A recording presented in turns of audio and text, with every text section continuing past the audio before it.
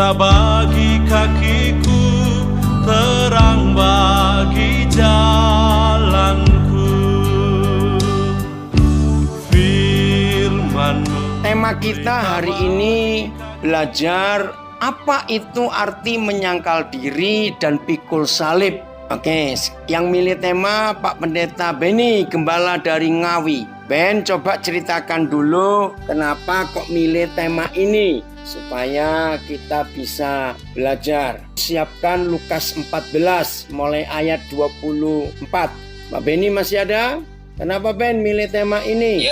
Ya, karena memang kan kecenderungan hari-hari ini jemaat itu lebih suka dengar yang namanya mujizat, berkat, yang enak-enak, yang enak-enak.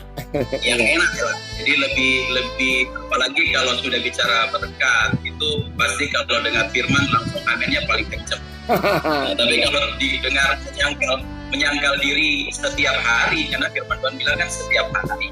Ya. Nah ini pasti sunyi senyap biasanya begitu, aminnya hilang. Apalagi suruh pikul salib, waduh. Rasa-rasanya kita kadang-kadang ini ikut Tuhan itu seakan-akan kalau boleh kalimat pikul salib ini nyangkal diri kalau boleh dihilangkan dalam Alkitab. Padahal kan Tuhan Yesus bilang kalau mau ikut aku kamu harus menyangkal diri dan pikul salib setiap hari. Nah makanya kembali lagi Koden, kenapa hari-hari ini banyak jemaat yang cengeng, jemaat yang suka mengeluh, suka bersungut, itu macam-macam lah. Karena tidak diperlengkapi dengan tema-tema yang seperti ini. Nah, saya rasa kalau tema ini memang semua jemaat paham, jemaat tahu, maka saya percaya semua jemaat pasti akan menjadi orang percaya yang kuat, yang pasti siap, yang pasti menang hadapi apa. Itu kira-kira Koden. Amin, betul. Setuju sekali. Saudara, kita dengar berita ini yang mengerikan sekali. Di Jogja ada cucu bunuh opanya karena duit. Cucu mencekik leher opanya di mobilnya. Belum selesai, kita dengar anak kandung meracuni ayah ibunya dan meracuni kakak kandungnya. Kembali karena duit. Orang yang menjadi murid Yesus kalau tidak mau menyangkal diri dan pikul salib, pasti dosa yang akan dilakukan. Apalagi bicara uang, mengerikan. Nah, mengapa Tuhan Yesus meminta kita untuk menyangkal diri pikul salib setiap hari? Lukas 14 kita baca. Maafkan saya kalau saya berkata ini. Kalau semua kita mau pikul salib dan menyangkal diri, pengadilan tutup, serius. Penjara jadi mall, saya bilang itu, jadi kafe.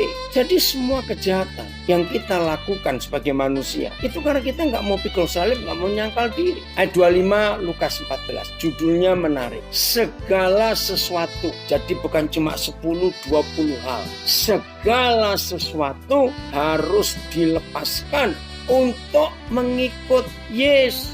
Segala sesuatu, artinya dalam hidup kita ini gak boleh ada satupun sekecil apapun, orang Jawa bilang gondeli, yang mengganggu perjalanan hidup kita. Banyak berduyun-duyun mengikuti Yesus dalam perjalanannya. Sambil berpaling ia berkata kepada mereka. Nah, ini fakta bahwa Tuhan Yesus sebagai pemimpin tidak ingin punya pengikut yang banyak, tetapi mutunya nggak bagus. Nah, padahal secara umum yang namanya manusia seneng toh kalau jadi pemimpin terus diikuti banyak orang. Wajar, namanya manusia. Tapi tidak dengan Tuhan Yesus. Lalu apa yang dia katakan sambil berpaling kepada mereka, berkata, jikalau seorang datang kepadaku dan ia tidak membenci ayahnya, ibunya, istrinya, anak-anaknya, saudara-saudaranya laki-laki atau perempuan, bahkan nyawanya sendiri, orang itu tidak dapat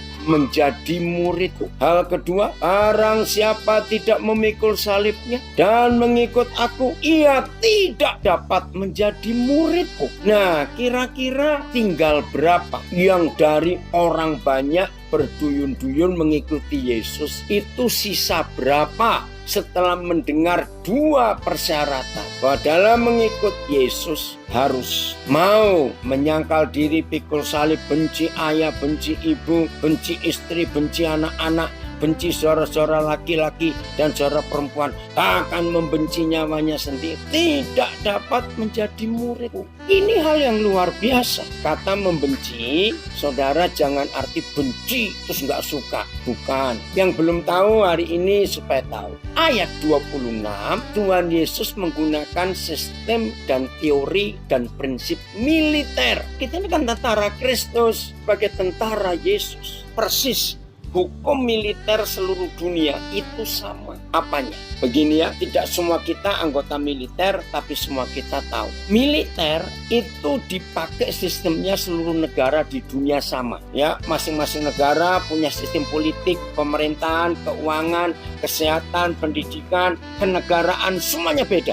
Tapi hanya satu yang dipakai sama seluruh dunia, yaitu sistem militer. Nah, saudara perhatikan, sistem militer itu begini. Prajurit yang dapat perintah komandan, ya, semua prajurit di negara apa saja, sistem negaranya apa saja, sistem militernya sama. Maka seorang prajurit ketika dapat perintah komandan tidak boleh berkata, siap laksanakan, tapi mohon izin, istri melahirkan, ayah meninggal, anak kecelakaan, atau hal-hal yang lain. Betul tidak? Kalau kita jadi prajurit di satu angkatan, maka ayah, ibu, istri, anak, saudara laki, saudara perempuan itu tidak boleh dilibatkan untuk mendapat alasan izin dari perintah komandan. Ya walaupun ada berapa yang toleransi atau keadaan yang bisa ditawar. Bahkan ketika seorang prajurit ayahnya meninggal dan saat itu komandan membutuhkan tenaganya atau pangkatnya atau posisinya, maka prajurit nggak bisa berkata, boleh nggak nguburkan ayah saya dulu? Nggak boleh. Maka itu di dalam konsep militer itu artinya harus lebih taat kepada komandan daripada kepada keluarga.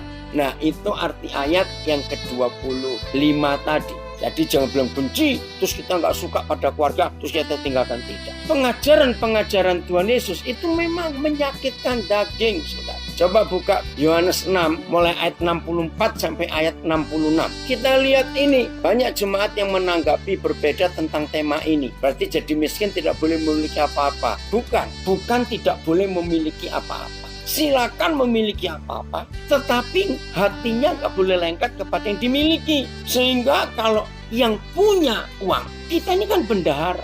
Bendahara itu cuma punya satu ketaatan kepada bos yang punya uang, yang uangnya dipegang bendahara. Nah, kalau yang punya uang berkata, tolong keluarkan sekian untuk ini, keluarkan sekian untuk itu. Kurang ajar nggak kalau ada bendahara berkata, sayang bos, masa dikeluarkan terus? Punya, boleh. Nah, itu artinya tidak punya apa-apa, melepaskan dirinya dari segala sesuatu yang dimilikinya. Karena kita ini lahir telanjang. Nanti mati pun kalau ditelanjangi, kita pun nggak bisa protes. Sudah mati. Yohanes 6, 64 sampai 66. Kita lihat ayat ini. Jadi semua yang dikatakan Tuhan Yesus itu pasti menyakiti daging kita. Tetapi di antaramu ada yang tidak percaya. Sebab Yesus tahu dari semula. Ini loh, siapa yang mengikuti Yesus, sebab Yesus tahu dari semula siapa yang tidak percaya dan siapa yang akan menyerahkan dia. Ayat 65.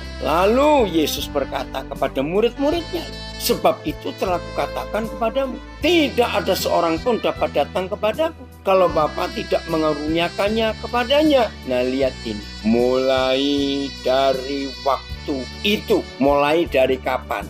Mulai dari Tuhan Yesus mengatakan hal-hal yang tajam, yang tegas kepada murid-muridnya. Mengatakan, mengucapkan firman yang menyakiti daging, menyakiti keinginan hawa nafsu. Mulai dari waktu itu banyak murid-muridnya, bukan sedikit, banyak, dan bukan kepada sekedar pengikut Yesus, tapi murid-murid mengundurkan diri dan tidak lagi mengikut dia. Saudara bayang, nah kalau murid-muridnya bukan sekedar orang percaya Yesus, bukan sekedar pengikut, murid murid begitu mendengar firman yang tajam, firman yang merobek daging mereka, firman yang gak enak di telinga, firman yang menusuk hati. Begitu mendengar firman kebenaran yang menusuk hati mereka, yang tidak mengenakkan kuping mereka, yang menyakiti, mengundurkan diri dan tidak lagi mengikut Yesus. Murid, bayangkan saudara. Ini loh yang kita harus jaga-jaga dalam hidup. Ingat ya, semua firman yang kita dengar dan itu belum membuat rasa sakit di jiwa kita, hati-hati, hati-hati. Berarti kita belum mau dilepaskan dari kedagingan kita. Betul, daging menang dan menguasai kehidupan ini. Bermakna kita tidak akan mengerti dan paham isi hati Tuhan Yesus. Betul, kalau kita menyukai daging. Coba carikan di surat Timotius berapa itu ya, bahwa pada akhir zaman akan ada orang-orang Kristen yang cari pengkhotbah-pengkhotbah yang mengenakkan kuping, khotbah-khotbah yang lucu-lucu, bukan khotbah salib, bukan khotbah hidup kudus, bukan khotbah tentang penyangkalan diri, tapi khotbah yang enak-enak. Itu ditulis juga di akhir zaman. Maka itu saudara, kalau kita nggak mau menyangkal diri dan pikul salib, kita nggak layak jadi murid Tuhan Yesus. Kalau kita tidak melepaskan, maka itu saudara, dalam hidup kita hati-hati dengan kedagingan kita yang maunya enak melulu. Oh, ini dia 2 Timotius 4 ayat 3. Karena akan datang waktunya orang tidak lagi menerima ajaran sehat, tetapi mereka akan mengumpulkan guru-guru atau pengkhotbah-pengkhotbah menurut kehendaknya untuk memuaskan keinginan telinganya. Sebab akan datang saatnya ketika orang-orang tidak mau lagi menerima ajaran sehat. Sebaliknya, untuk memuaskan telinga, mereka akan mengumpulkan guru-guru bagi diri mereka sendiri yang sesuai dengan keinginan mereka. Saudara, saya ini pernah mau khotbah, ada pesan sponsor dari gembala yang ngundang saya. Pak, nanti tolong ya, jangan nyinggung masalah perjinan, jangan nyinggung masalah judi. Lu kenapa Pak? Maaf, karena di jemaat ini ada yang masih begitu, tapi mereka itu rajin memberi sumbangan. Wah, saya marah. Pak, saya bukan hamba manusia, saya bukan hamba organisasi, saya hamba Tuhan. Saya harus menyampaikan yang Tuhan saya suruh saya sampaikan. Tapi jangan takut Pak, kalau Tuhan saya nggak ngomong tentang itu, saya pun nggak akan ngomong. Tapi kalau saya harus ngomong disuruh Tuhan saya, bukan disuruh Bapak, saya akan taat pada Tuhan saya. Wah, tersipu-sipu hamba Tuhan. Nah, jadi ada pengkhotbah-pengkhotbah seperti Bileam yang pesan sponsornya jelas. Sebab akan sampai waktunya orang tidak mau lagi menerima ajaran yang benar. Sebaliknya mereka akan menuruti keinginan mereka sendiri dan mengumpulkan banyak guru guna diajarkan hal-hal yang enak didengar telinga mereka. Karena akan tiba waktunya orang tidak mau lagi mendengarkan ajaran benar. Mereka hanya akan mencari guru-guru yang mengajarkan hal-hal yang enak didengar saja, yaitu yang sesuai dengan selera mereka. Betul, hamba uang khotbahnya baik custom.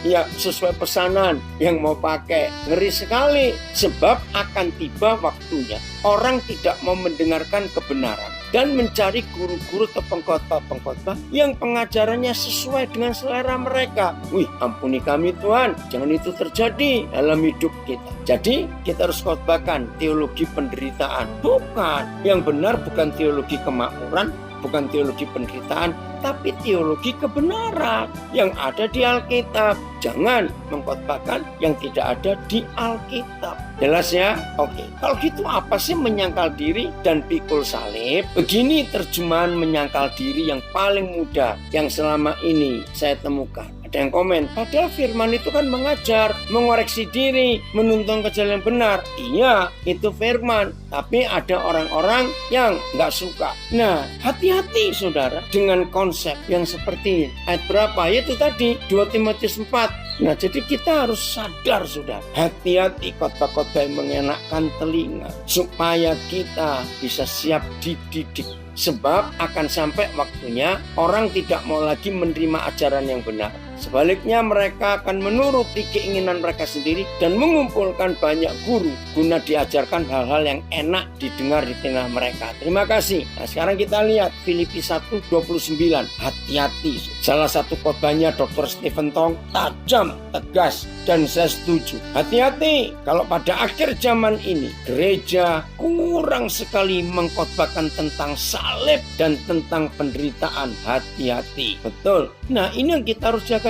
Sebab Filipi 1:29, sebab kepada kamu dikaruniakan bukan saja untuk percaya kepada Kristus, melainkan juga untuk menderita untuk Dia. Jadi nggak cuma khotbah anugerah, keselamatan, pengampunan, tidak, tapi harus ada penderitaan yang kita alami dalam hidup. Ayat, sebab demi Kristus kamu telah dikaruniakan bukan hanya untuk percaya kepadanya, tetapi juga karunia untuk menderita bagi Dia. TSI, karena kebaikan hati Tuhan, Dia memilih kalian bukan hanya untuk percaya kepada Kristus, tetapi juga untuk menderita demi kemuliaannya. Haleluya. Jadi nggak cuma percaya, saudara, tapi ada penderitaan untuk kemuliaannya. Oke, BMK, sebab Tuhan sudah memberi anugerah kepadamu bukan hanya untuk percaya kepada Kristus, tetapi juga untuk menderita bagi Kristus. Nah, kalau ada firman seperti ini, kenapa gereja tidak mengkhotbahkannya? Khotbahnya cuma sukses, berkat, diampuni. Nah, nggak bisa. Betul, setuju. Kita hamba Tuhan bukan hamba manusia yang selalu membawa kematian Kristus dalam hidup kita. Amin. Memang betul sekali. Kalau mau sembuh dari sakit rohani, harus menerima obat firman yang pahit, tegas, pedas. Terima kasih untuk pengajarannya ini, betul. Khotbah-khotbah yang mengenakkan telinganya membuat manusia dan tubuh jasmani yang semakin kuat, sementara manusia dan tubuh rohani semakin sakit dan tidak berdaya. Ngeri sekali. Oke, sekarang lanjut. Apa itu arti menyangkal diri? Sederhana sekali. Begini loh menyangkal diri. Nggak usah mikir yang jauh-jauh. Nggak usah pakai buku tafsiran apa, malah repot. Menyangkal diri itu begini. Semua yang ikut mendengar sekarang, ya, jawab pertanyaan saya. Sekarang ini loh, sambil kita mendengar firman seperti sekarang ini, bisa nggak kita berdosa, berzina, mabuk? Bisa nggak kita sambil dengar ini bawa HP kita terus kita mencuri? Bisa. Sambil dengar ini kita siapkan minuman beralkohol, sambil main kartu judi sambil dengar. Toh nggak ada yang ngelihat kalau kita di rumah sedang sendirian. Maaf, sambil kita pakai HP kita dan kita punya 2 HP, bisa nggak kita 1 HP untuk ikut pelajaran ini via Zoom, Instagram, Facebook, tapi 1 HP lagi kita bisa lihat situs porno? Nah, jawabannya pasti bisa sih. Tapi kenapa kita tidak melakukan itu? Padahal kita bisa. Karena kita sedang menyangkal diri. Tidak mengikuti keinginan hawa nafsu daging kita. Walaupun kita bisa. Nah, mudah-mudahan jelas penjelasan arti menyangkal diri yang sesungguhnya. Itu dia. Ini ada yang nulis bagus sekali. Saya nggak sebut namanya karena saya memang belum pernah ketemu saudari ini. Saya sering ditemplak khotbah-khotbah Bapak. Kena terus saya. Tetapi kok saya menunggu-nunggu firman dari Bapak terus ya. Terima kasih. Nah, lucu ya. Terima kasih yang jujur seperti ini. Saya ini belum pernah ketemu saudara loh. Tapi saya lihat tiap kali saya ngajar, nama saudara itu muncul. Saya baca lagi ya saudara. Tulisan jujur ini. Saya sering ditemplak khotbah-khotbah Bapak. Kena terus saya. Tapi kok saya menunggu-nunggu firman dari Bapak terus ya. Terima kasih. Ini jujurnya menderita untuk kemuliaan Tuhan. Benar, Koden. Khotbah di gereja kebanyakan siapa yang memberi banyak pasti diberkati banyak. Nah itu dia. Oh, ada yang komen lagi. Khotbahnya Koden itu numani. Numan itu bahasa Jawa. Ya, pengen minta lagi. Mantap. Ya, jadi semua kita sekarang ini bisa berbuat dosa. Bisa. Tapi kita nggak mau. Maka itu ini namanya namanya menyangkal diri. Jadi jangan berdoa begini, saya itu ingin loh, misalnya nafsu percabulan saya ini yang suka pikiran kotor, saya itu ingin itu dicabut oleh Tuhan supaya saya nggak punya barang itu. Halo, izinkan saya ngomong kalimat ini. Kalau masih ada saudara punya konsep seperti itu, bahwa Tuhan ingin lepaskan kita dari dosa. Dengar ya, dengar. Ini konsep penting ya, saya ulangi. Yang pernah berdoa, Tuhan cabut dong Tuhan, ini pikiran kotor saya ini Tuhan, cabut. Ini pikiran percabulan saya. Kenapa doa seperti itu Tuhan gak jawab, saudara? Kalau Tuhan jawab doa itu supaya dicabut hawa nafsu percabulan kita, nah yang jadi suami istri jadi kacau. Berarti kita gak punya lagi keinginan untuk melakukan hubungan suami istri itu. Maka itu gak lucu. Tuhan gak akan jawab doa seperti itu. Lalu gimana caranya? Menyangkal diri. Menyangkal diri. Jadi tidak semua hawa nafsu itu jahat. Maaf, ada hawa nafsu yang Tuhan izinkan ada untuk memberkati pernikahan kita. Jadi harus hati-hati. Jelas ya? Ambisi. Nah sama. Jangan saudara berdoa, Tuhan aku gak ingin punya ambisi yang begini nih. Ini ambisi yang salah. Nah salah lagi. Ambisi ada yang bagus. Ya, ambisi mencari jiwa-jiwa, ambisi untuk menyelamatkan banyak orang. Wah, itu perlu sekali. Kalau kita nggak punya ambisi untuk cari jiwa, merebut jiwa-jiwa berdosa, ya kita nggak akan punya semangat menginjil. Jelas ya?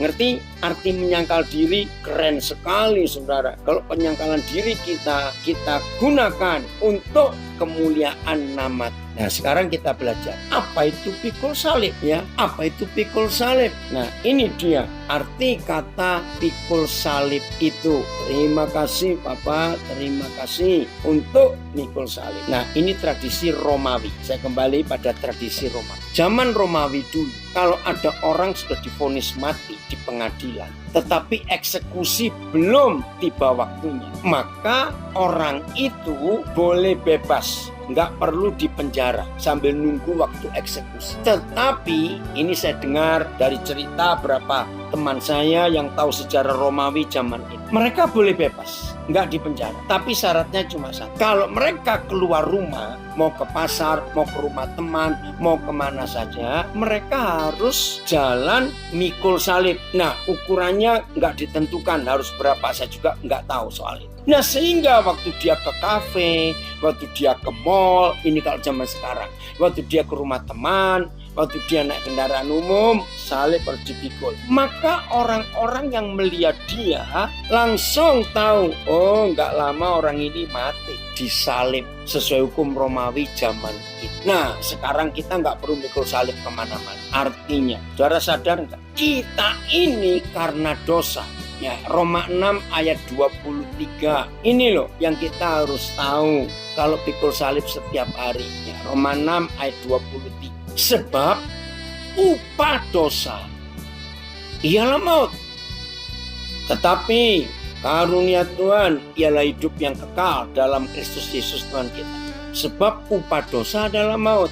Sebab kematian adalah upah dari dosa. TSI, sebab dosa menjerat kita dalam kematian rohani. Namun bila kita bersatu dengan Kristus Yesus penguasa kita, Tuhan akan selalu berbaik hati kepada kita dan memberikan hidup yang kekal. BMK-nya saya baca. Sebab kematian adalah upah dari dosa. Tetapi hidup sejati dan kekal bersama Kristus Yesus Tuhan kita adalah pemberian yang diberikan Tuhan dengan cuma-cuma. Nah, kalau upah dosa itu maut, kematian, karena memang kita sudah jatuh di dalam dosa. Jadi seharusnya tiap saat saudara dan saya ini jalan-jalan ke mall, kemana saja harus mikul salib ya. Karena kita sudah dihukum mati karena dosa semua kita ya. Ngerti ya? Jadi orang mau mati jangan sombong. Orang mau mati aja kok sombong. Halo. Keren ya? Inilah yang Tuhan ingin menyatakan kepada kita. Jadi kalau saudara misalnya zaman sekarang, saudara melihat orang jalan-jalan ke mall lalu bawa mikul salib, ya jangan ditanya kapan dieksekusi. Sadis sekali itu, jangan. Tapi kita senyum saja. Sebetulnya aku juga harus begitu. Ya karena memang sudah dosa. Mau apa lagi? Nah, tambahkan Roma 3:23. Karena semua orang. Jadi tidak ada yang lolos. Semua orang telah, bukan akan, berbuat dosa. Nah, saudara bisa tahu kalau semua orang telah berbuat dosa, ya artinya kita ini sudah divonis mati. Jelas ya, supaya sadar hidup nggak bisa main-main, hidup nggak bisa seenaknya. Kalau kita sadar bahwa kita sudah divonis mati. Nah, saya tanya kepada saudara, kira-kira orang sudah divonis mati boleh nggak punya ide, punya rencana? Wih, aku mau bangun rumah. Wih, aku nanti mau beli ini. Wih, aku ingin punya itu. Ya, orang sudah dihukum mati, tinggal tunggu waktunya saja. Jadi kita nggak bisa seenaknya. Jadi apa cita-cita kita? Ya cuma menyiapkan saja kapan eksekusi itu. Tapi puji Tuhan, karena kematian Tuhan Yesus, kita bisa bebas sampai hari ini. Jelas ya? Itulah keindahan yang Bapa beri buat kita. Terima kasih Tuhan, terima kasih. Betapa dahsyatnya kuasa kasih dan pengorbanan Tuhan Yesus atas hidup kita sampai pada hari ini. Terima kasih. Nah, kalau gitu apakah kita boleh buat rencana? Boleh. Walaupun kita sudah divonis mati dan kita harus pikul salib. Tujuannya cuma satu.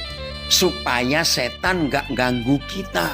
Kalau setan tahu bahwa kita tiap hari menyangkal diri dan tiap hari pikul salib, maka setan gak akan ganggu kita. Karena apa? Ngapain ganggu dia? Sudah mati kok. Nah, itu dia. Jadi saudara harus tahu lewat Lukas 14 tadi, persyaratan untuk mengikut Yesus. Benci orang-orang kita kasih, karena hanya harus tunduk pada komandan kita.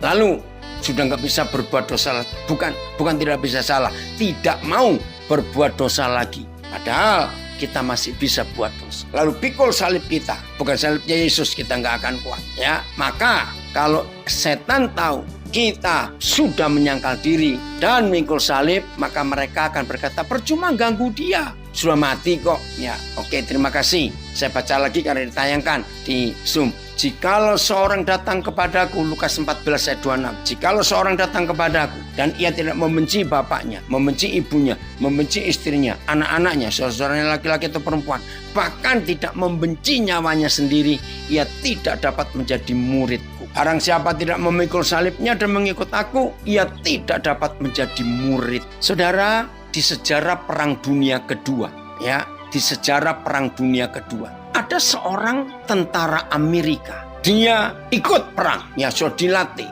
Tapi tentara ini berkata kepada komandan, boleh nggak saya ikut perang, tapi saya tidak mau menembak musuh. Nah, ngapain kamu ikut perang? Itu kisah nyata, difilmkan berapa tahun yang lalu. Filmnya terkenal sekali, apa, Hacksaw Ridge, saya lupa judulnya. Sampai tentara ini diadili di mahkamah militer karena tidak mau mengikut perang itu. Tapi dalam kisah nyata itu justru dia jadi pahlawan Amerika. Dia sudah meninggal kira-kira tahun 2017 yang lalu baru meninggal. Umurnya tua sekali. Ya, Hacksaw Ridge, terima kasih. Saya itu nonton sampai berapa kali, saudara. Karena saya kagum. Ini anak Tuhan. Dia taat kepada Tuhan. Aku pokoknya nggak mau bunuh. Tapi aku ingin ikut perang. Nah, di dalam kisah nyata itu, dia nggak pernah satu kali pun nembak musuh. Malah dia menyelamatkan ratusan teman sejawatnya yang luka di medan perang. Dan dia juga menyelamatkan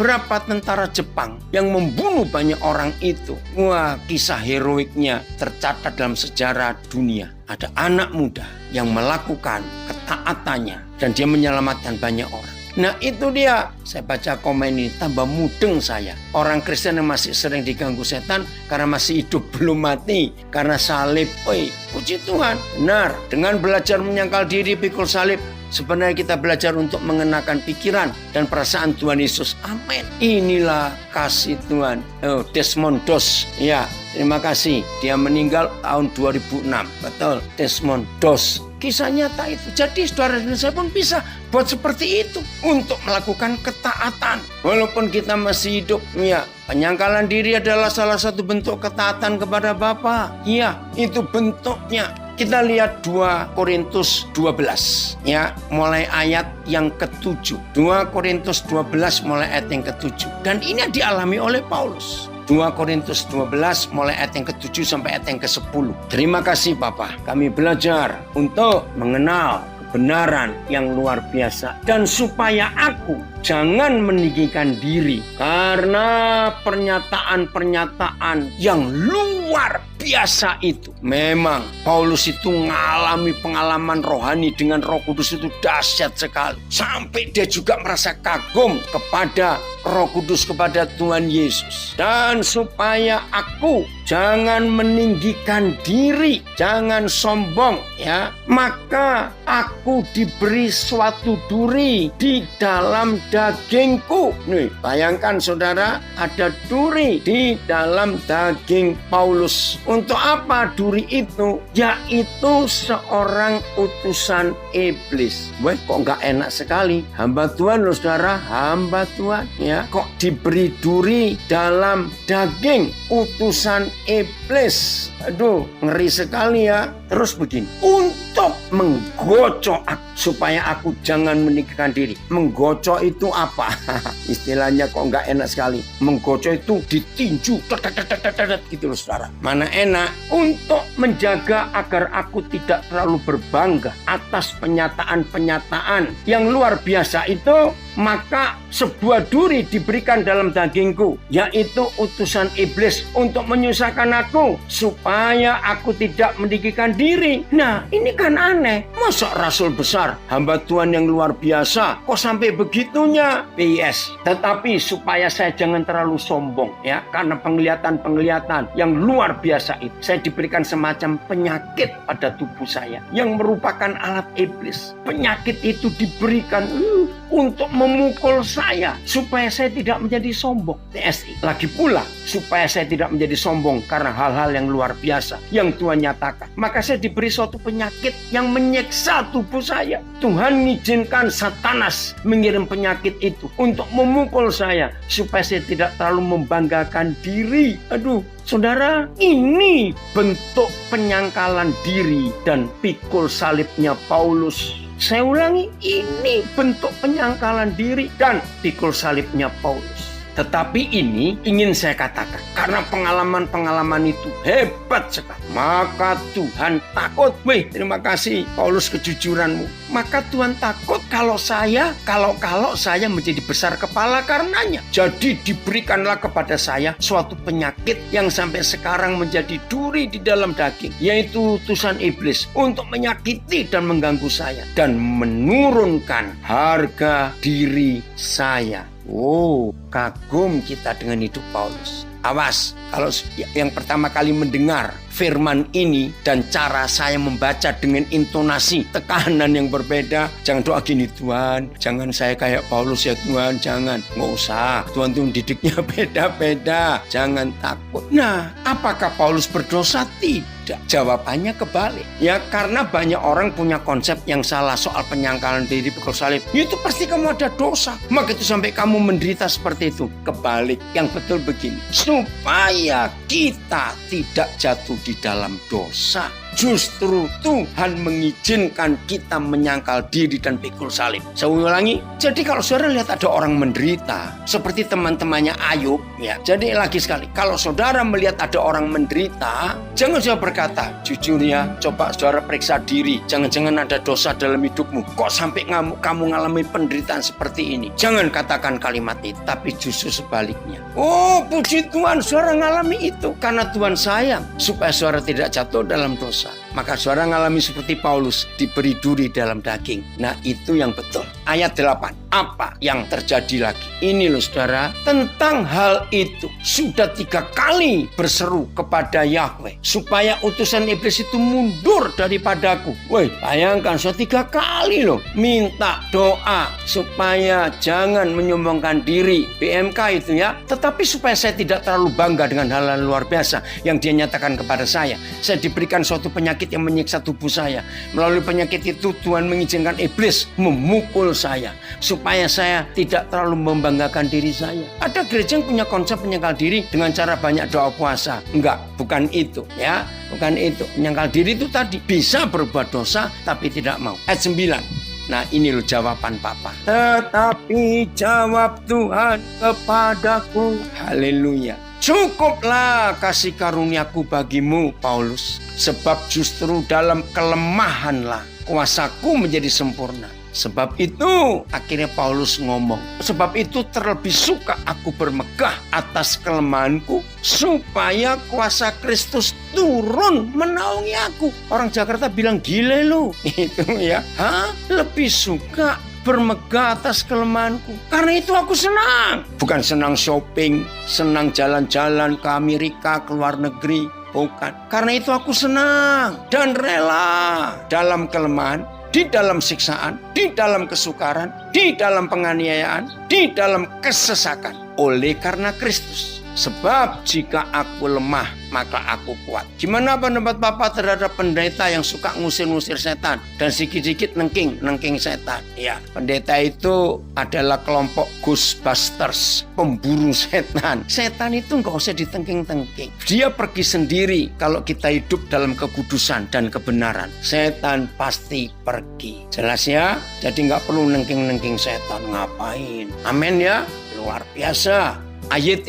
Namun Tuhan berkata kepadaku, anugerahku cukup bagimu karena kuasaku disempurnakan dalam kelemahan. Sebab itu aku lebih senang berbangga atas kelemahanku supaya kuasa Kristus diam di dalamku. Wah, justru kuasa Kristus akan nyata di dalam kita dalam kelemahan. BS. Tetapi Yesus menjawab, aku mengasihi engkau Paulus dan itu sudah cukup untukmu. Aduh, terima kasih Bapa karena kasihmu. Sebab kuasaku justru paling kuat kalau kau dalam keadaan lemah. Kuasaku justru paling kuat bekerja kalau saudara dan saya dalam keadaan lemah. Itu sebabnya saya lebih senang membanggakan kelemahan-kelemahan saya. Sebab apabila saya lemah, maka justru pada waktu itulah saya merasakan Kristus melindungi saya dengan kekuatannya. TSI. Tetapi Yahweh menjawab, kebaikan hatiku sudah cukup bagimu karena kuasaku menjadi sangat nyata ketika kamu lemah.